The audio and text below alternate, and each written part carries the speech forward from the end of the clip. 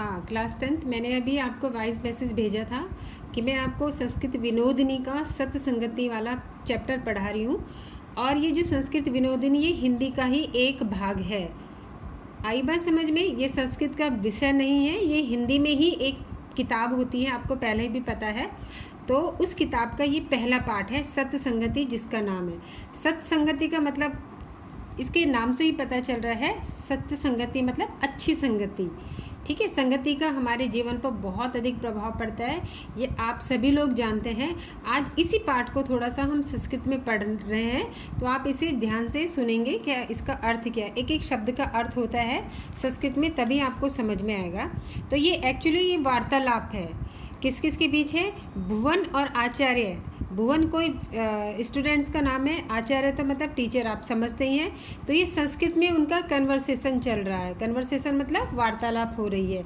जैसे हम आपको अपना नाम, आपका नाम पूछते हैं, आपका नाम क्या है, आपके विद्यालय का नाम क्या है, तो इस तरह से हमने तो हिंदी में पूछा है, लेकिन इस पाठ में संस्कृत में इन दोनों के बीच में जो है बातचीत हो रही है सत्संगति के लिए, कि सत्संगति क्या चीज़ होती है। एक टीचर और उनके बीच, उनके शिष्य के बीच की वार्तालाप इसमें बताई गई है। तो क्या है? भुवन नाम का एक शिष्य है, भुवन नाम का एक बच्चा है जो कि स्टूडेंट है, उसका नाम भुवन है।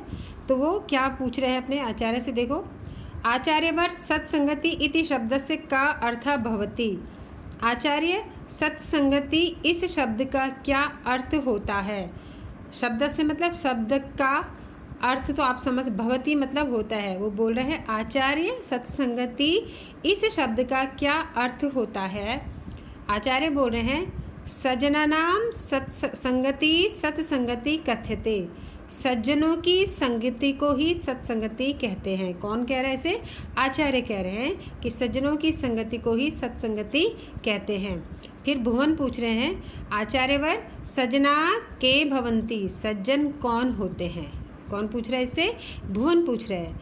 आचार्य बोल रहे हैं ये जना सत्य भाषणम कुर्वन्ति येषाम हृदय निर्मलम भवति ये धर्मस्य आचरण कुर्वन्ति एव सज्जना भवन्ति। जब वो पूछ रहे कि सज्जन कौन होता है, भुवन पूछ रहा अपने आचार्य से कि सज्जन कौन होते हैं, तो आचार्य उसका जवाब क्या दे रहे हैं कि जो लोग, ये जना मतलब जो लोग, सत्य भाषण मतलब सच बोलते हैं, भाषण मतलब बोलना, जो लोग सच बोलते हैं, जिनका हृदय स्वच्छ होता है, निर्मल मतलब स्वच्छ, ये शा मतलब जिनका हृदय स्वच्छ होता है, ये धर्म से आचरणम कुर्वन्ति, जो धर्म का आचरण करते हैं, और ते सज्जना भवन्ति, वे ही सज्जन होते हैं। उन्होंने सज्जन की परिभाषा क्लियर कर दी कि जो सच बोलते हैं, जिनका हृदय निर्मल होता है, जो धर्म का आचरण करते हैं, वही सज्जन होते हैं। फिर वो पूछ रहे हैं, कौन? भुवन पूछ रहे हैं सत्संगति जनेषु कीदृशा प्रभावा भवति। सत्संगति का लोगों में कैसा प्रभाव होता है? अब दूसरा सवाल उसका क्या है कि आचार्य से कि सत्संगति का लोगों में कैसा प्रभाव होता है। कीदृशा मतलब कैसा, जनेषु मतलब लोगों में, सत्संगति में संगति का, अच्छी संगति का लोगों में कैसा प्रभाव होता है। तो आचार्य उसका जवाब क्या दे रहे हैं? सत्संगेन मानव जीवने परिवर्तनम आगच्छति। सत्संगति से मानव जीवन में परिवर्तन आता है। आगच्छति मतलब आता है। सताम संगेन गुणान वर्धते। क्या है? अच्छाई बढ़ती है, नहीं, सताम संगेन हमेशा सज्जनों के साथ रहने से गुण बढ़ते हैं। सज्जनों के साथ रहने से क्या होते हैं? गुण बढ़ते, वर्धना मतलब बढ़ते हैं। दुर्जनम संगेन दोषणाम वर्धनय, और दुष्टों के साथ रहने से दोष बढ़ते हैं। सीधी सी बात है। क्या है? सज्जनों के साथ रहने से गुण बढ़ते हैं, यानी गुणी इंसान जो होता है वो सज्जनों के साथ रहने से उसके गुण और भी बढ़ते हैं, और दुर्जनों के साथ रहने से उसके दोष यानी अवगुण बढ़ते हैं।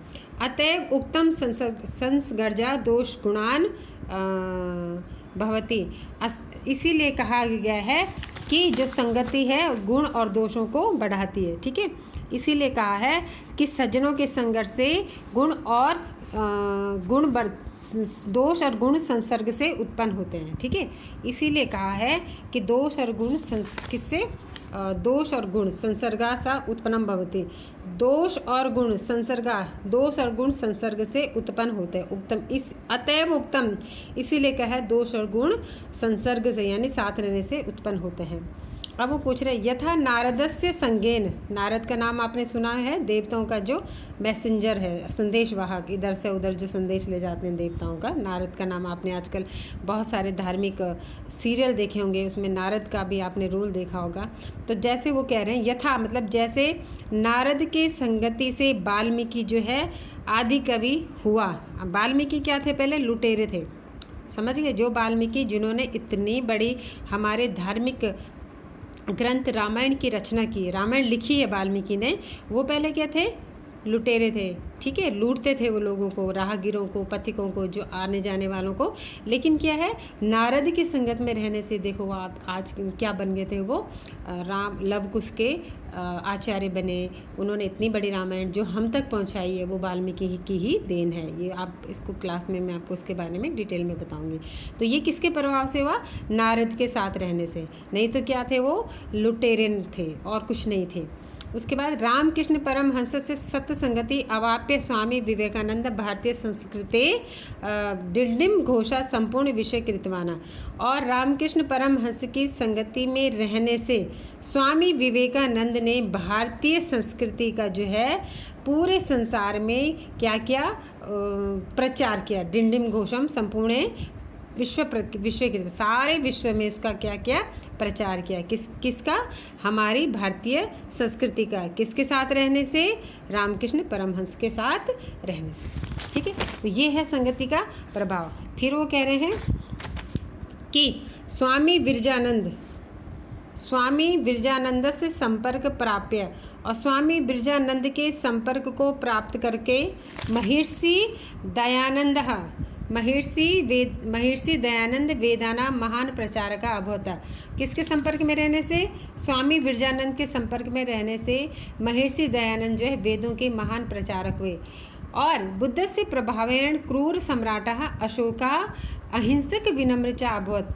और बुद्ध के प्रभाव से, महात्मा बुद्ध के प्रभाव, कितना अशोक कितने हिंसक थे। उन्होंने जो है जब खून की नदियां बहाई हैं अपने साम्राज्य का विस्तार करने के लिए। अशोक जो है उन्होंने जो है पूरे साम्राज्य ऐसा कि मतलब एक एक सारा जो उन्होंने अपने साम्राज्य का विस्तार करने के लिए लोगों को जो है, सारी लोगों की प्रजा, लोगों के देश, लोगों के मतलब जहाँ राज्य को बढ़ाने के लिए कई राज्यों को क्या है उन्होंने गाजर मूली की तरह वहाँ के सैनिकों को काटा और अपना राज्य का विस्तार किया। लेकिन जब वो महात्मा बुद्ध के प्रभाव में आए तो उन्होंने अपने हथियार त्याग दिए थे और बुद्ध के धर्म का प्रचार करने के लिए उन्होंने अपने पुत्र और पुत्री को श्रीलंका भेज दिया था कि भाई, तब क्यों, नहीं तो वो क्या कर रहे थे, हिंसा हिंसा हिंसा हिंसा, चारों तरफ मार काट खून खराबा।